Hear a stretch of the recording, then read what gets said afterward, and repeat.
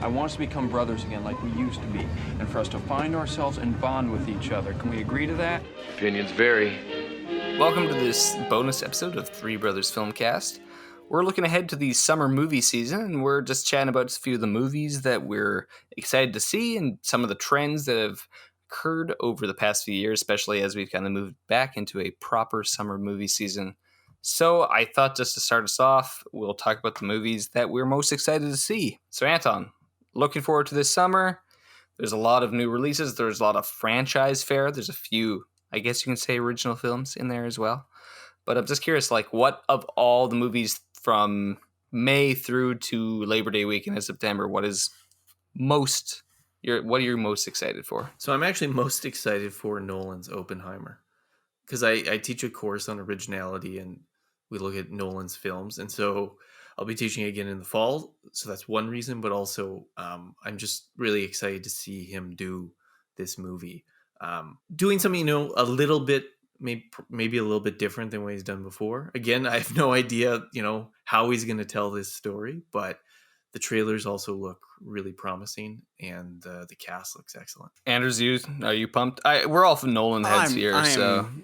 Honestly, I think actually not only am I like insanely pumped for Oppenheimer, because I've been, actually weirdly reading a lot about like the testing of the nuclear weapons and stuff, but also just like actually there's a good buzz around it. Like generally people I've talked to who aren't even like big movie people, the trailer seems to have made a big impression on them, and I think it could be a sleeper hit weirdly in a lot of ways. But so if I'm going to pick a movie that's not I also think because it had, you and I were talking about how I think a lot of the questions right now about AI and the potential, it makes it thematically really resonant right now. Absolutely. Yeah, obviously of all the sort of franchise action movies that are coming out, for me it's got to be Mission Impossible Dead Reckoning Part 1 that I'm really looking forward to, just for on a pure like action level, especially I think.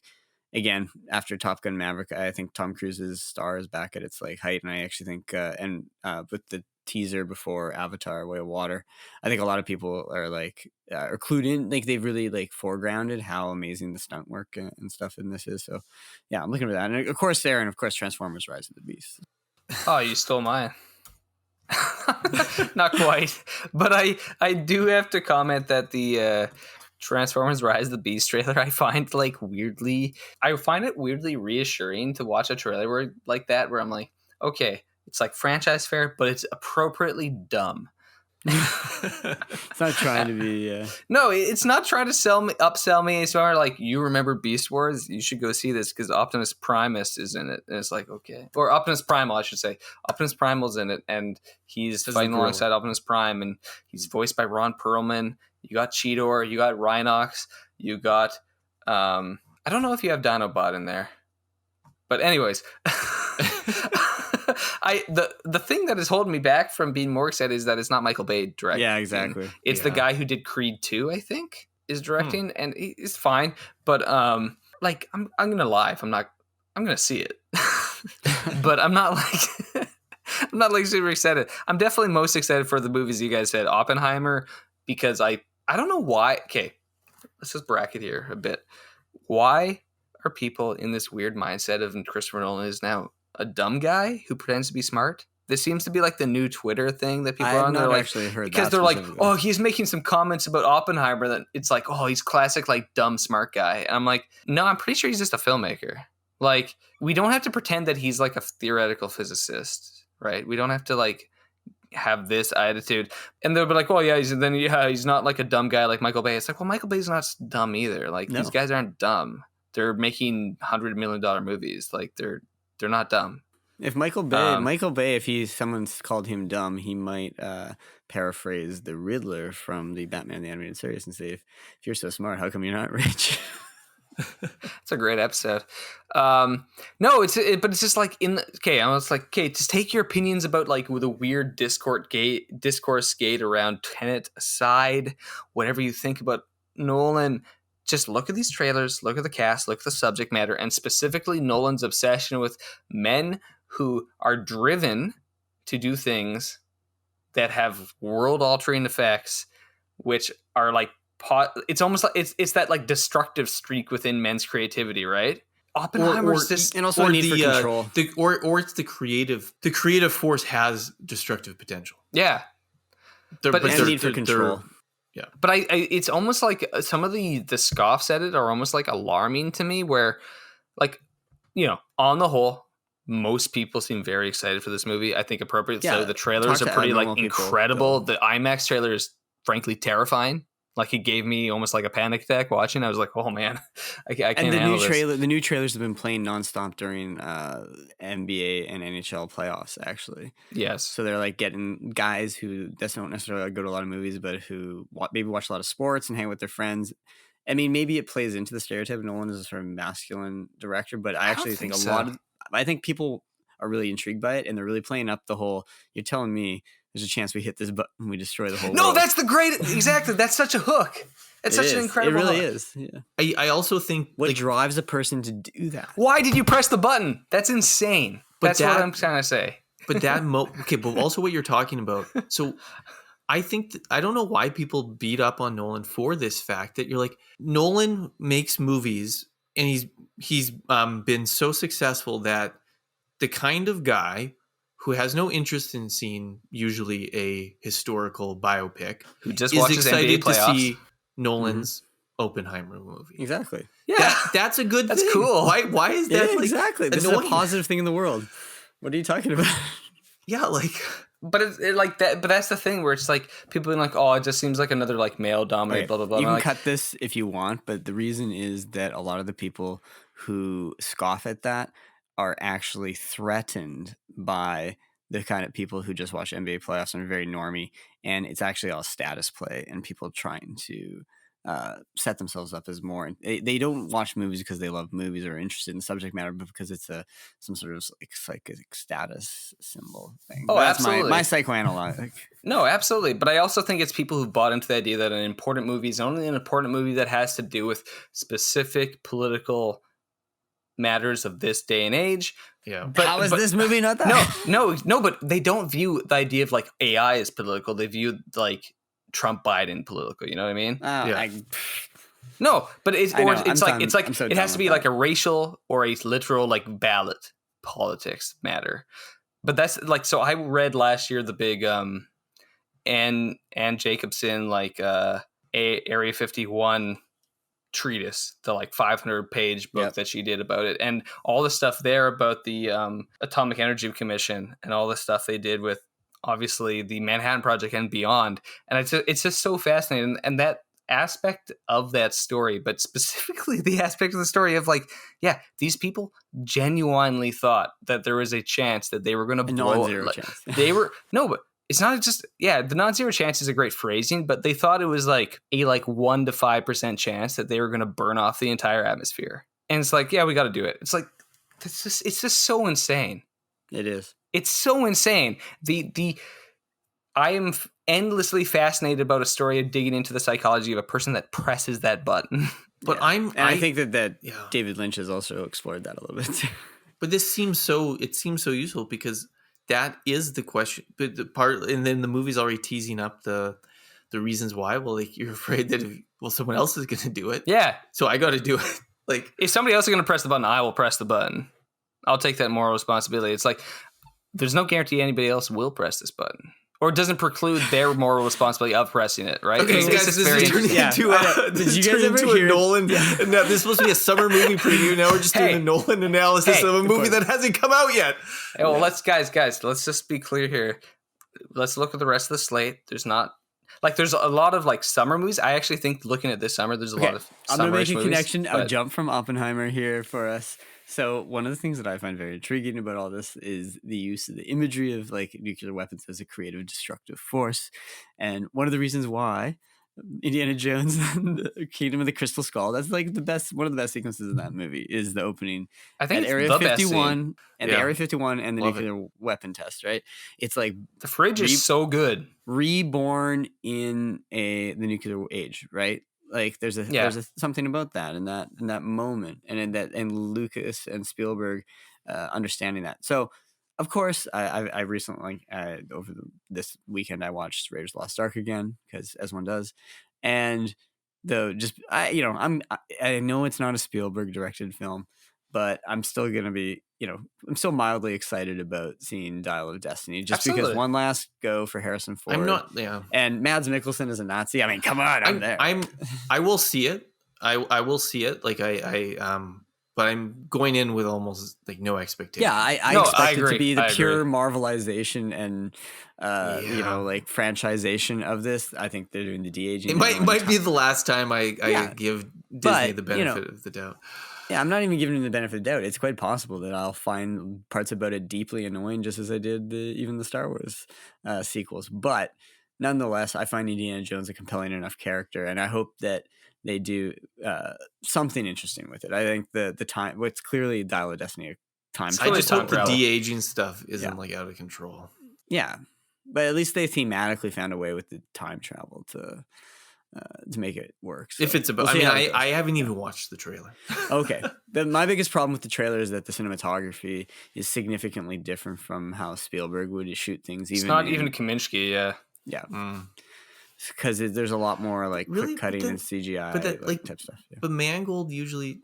Oh, that's interesting. We'll 'Cause he see what doesn't even actually the shoot- like It finished might version it might is, just be the way so- the trailer's cut. Yeah. Because Mangold, like even some of his lesser like did you ever pretty see classical. Night and Day. Yeah. Yeah. That was a solid classical. like Tom Cruise action movie. Yeah.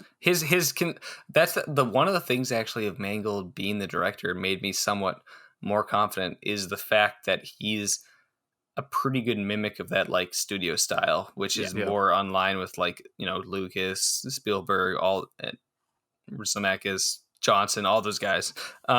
Is Kennedy producing it or who? Yeah, it's because it's a Lucasfilm. Lucasfilm. Yeah, no, Disney I'm just production. because that's my biggest hesitancies about it. Isn't the it's not even the Fleabag lady doing the writing or any of that. It's more like I just have zero faith in basically like Lucasfilm now. Yeah, I agree. So I actually think the Phoebe Waller-Bridges thing is a bit of a weird. I haven't watched the show.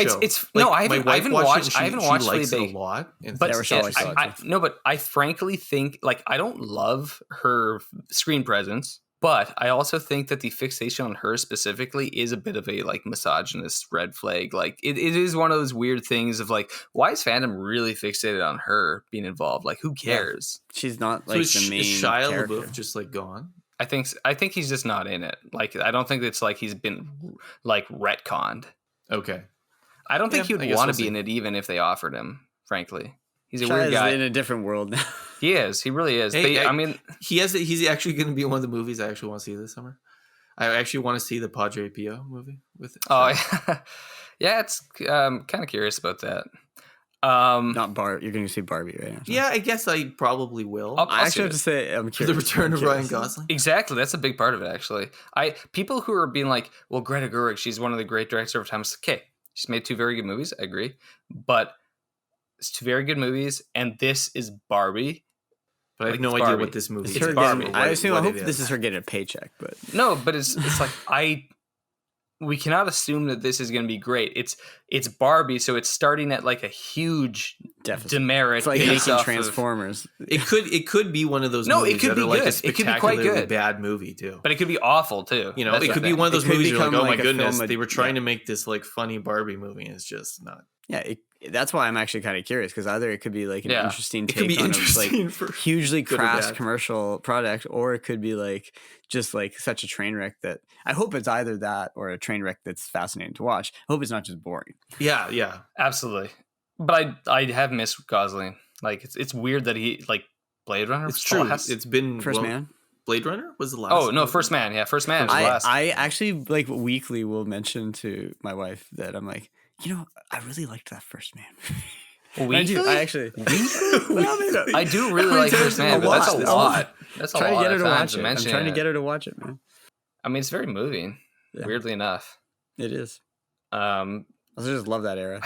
is it Of, weird like- that I have to defend Damien Chazelle now because he's apparently now people hate him? It's like okay. La La I don't think Land was anyone. I think La La Land was there's a great bunch of movie. weirdos on Twitter. Who hate First it. Man's a very good movie. Babylon was not an awful movie. It was an interesting flop. The fact Whiplash that is he a pretty got good first movie. the fact that he got Whiplash is really good. hundreds of millions of dollars to make a epic about silent movies, it's like, dude, good for you. So the other, like, I haven't actually, I've had a very busy month and haven't really caught up with the beginning of the summer movie Neither season. have I. I haven't. Have any of have you not seen those? Guardians or. I haven't Fast seen and Furious. I haven't seen Fast and Furious or Guardians. The last movie I saw was Blackberry, which was great. Ooh, I want to see that. Yeah.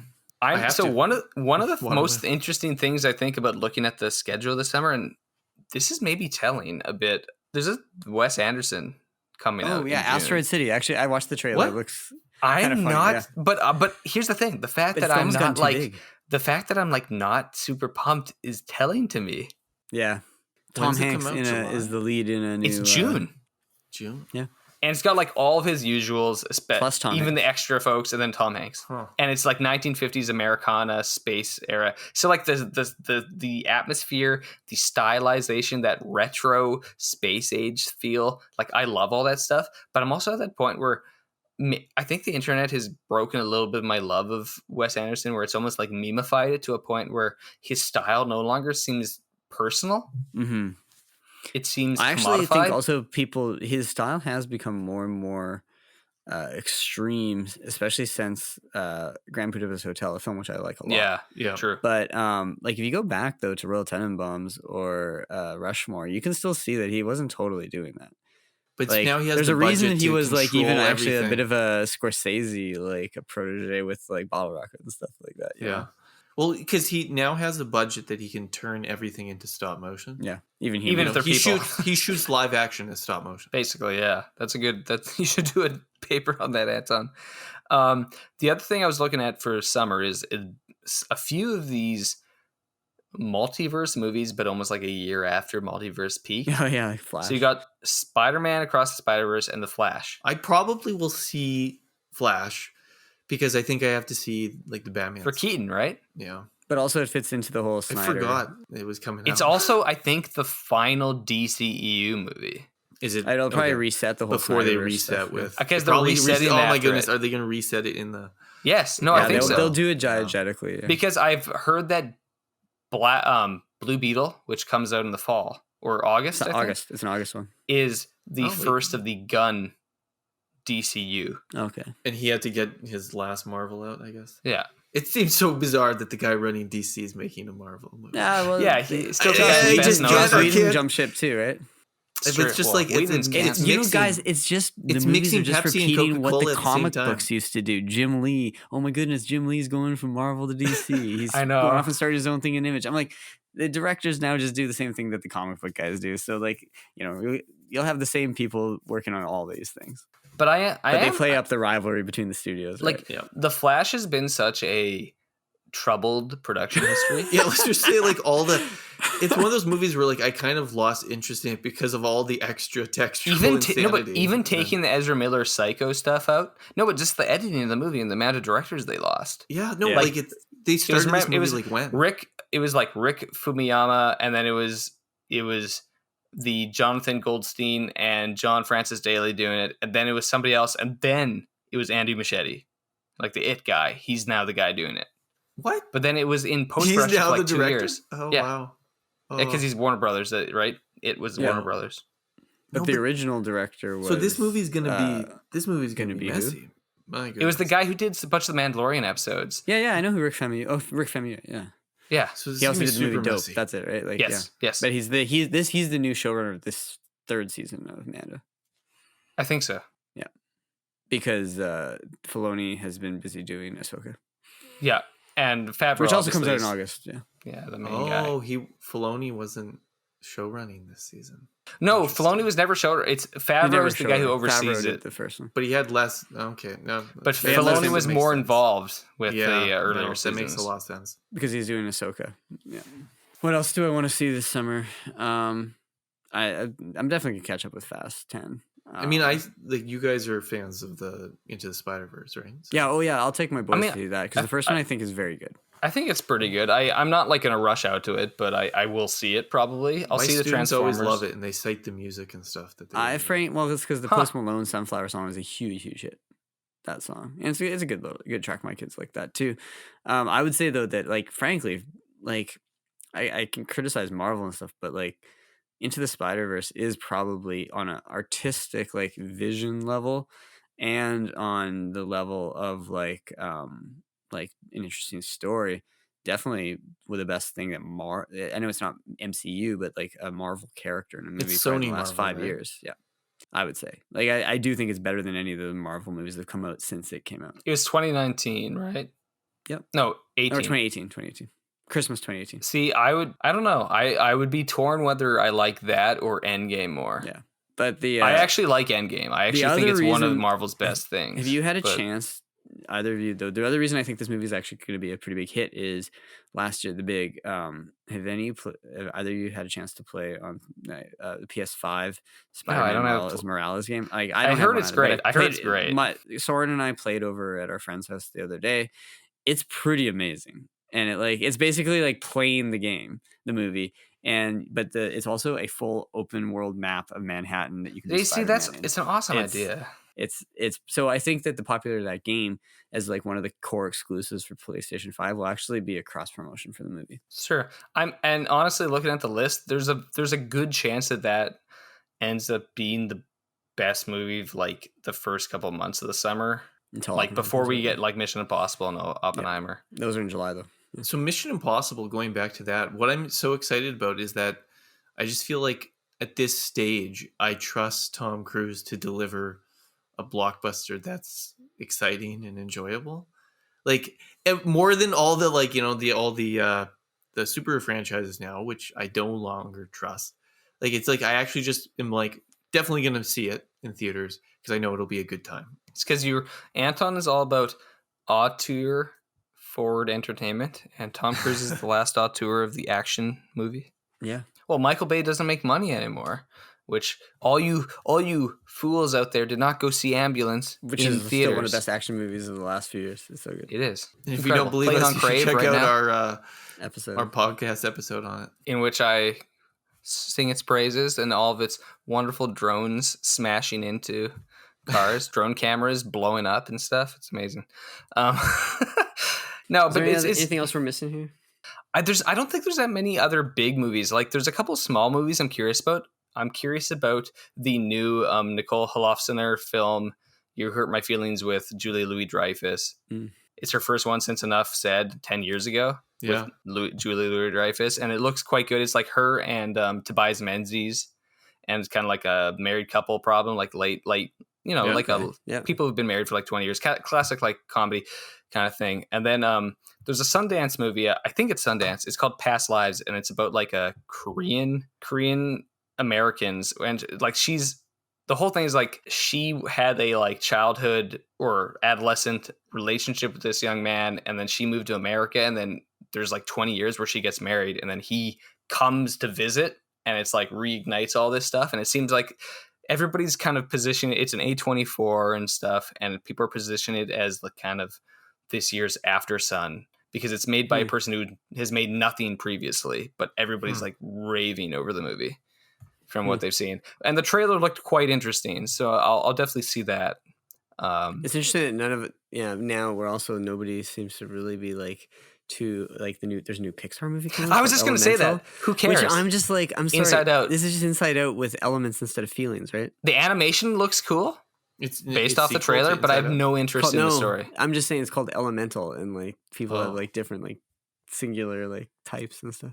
Yeah, so it's like these are fire people, these are water people, these are air people, and it's like, hey buddy, I'm sorry I like blew out your water, like your fire or whatever, and like they're on like the bus, but they're like one person is like a flame. Why can't they do a humoral theory of the body? Bile? There's bile. Where's black bile and yellow bile? Where is, guys, we're talking about representation in Hollywood right now. Where is representation for black bile? I'm serious.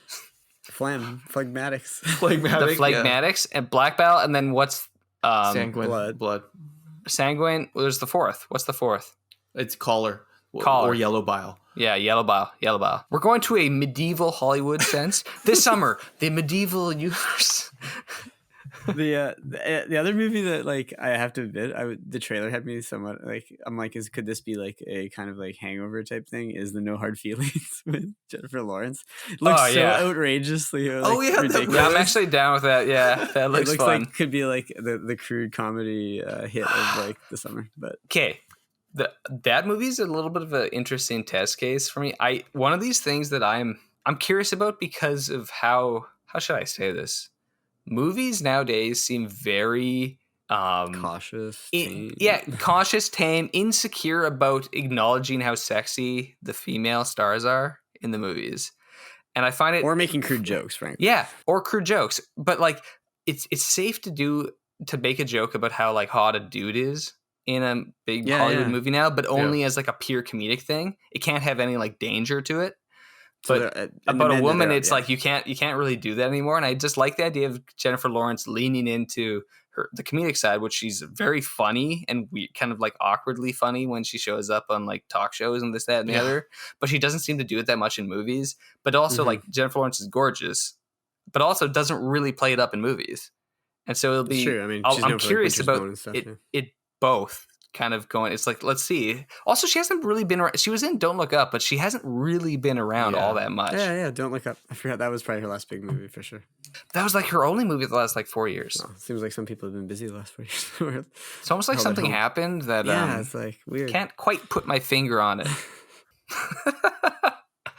I mean, frankly, compared to the last few summers, this seems like a little bit more of a promising summer. Even if the individual movies might not be as good, it just seems more like a proper summer. Yeah. And we all know who we can thank for that. And so, Aaron, you're going to have to end this episode by playing the clip of Spielberg thanking Tom Cruise. Yeah. Well, everybody should be thanking him all the time. At night, before you go to bed, you thank Tom Cruise. But, you saved Hollywood. I'm in here. Yeah. You might have saved the What? You're here just telling you your table is in the second rank to the left of center.